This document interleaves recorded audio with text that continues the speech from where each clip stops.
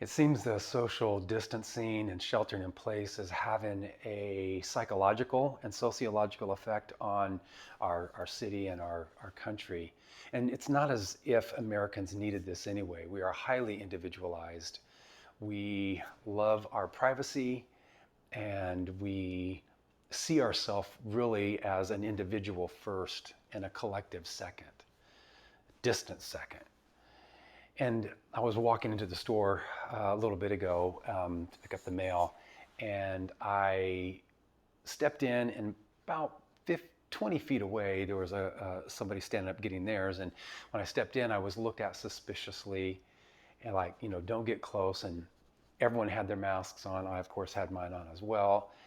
And I became keenly aware that there is um, this look of suspicion on other people, like, don't get too close, don't get too near to me. And I think for the church, even though there is a social distancing and sheltering in place order that we've been instructed to follow, I think it's important that we don't spiritually separate during times like this. We really need each other. The church was never written to, and the books in the Bible were not written to an individual.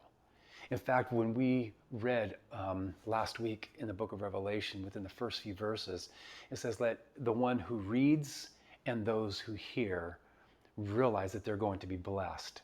This was a worship, the book was a worship book. One person would read and everybody would listen. It was a communal event. And scripture over and over and over, when it addresses the church, is addressing the group, the collective, that our salvation depends upon each other as a collective. Our perseverance depends upon the strength from one another. None of us are an island to ourselves. We cannot do it alone. We need the collective. We need the strength. We need the weakness. We need to bear one another's burdens. And over, we're instructed in this way. The scriptures even say things like, greater is he that is in you, and the you is plural. Greater is he that is in you all than he that is in the world. Or we're told to pray in the Lord's Prayer, our Father, not my Father, but our Father. And not to pray for, give me this day my needs, but give us this day our daily bread. And we're told to pray, forgive us our trespasses as we forgive those who trespass. It's a communal prayer.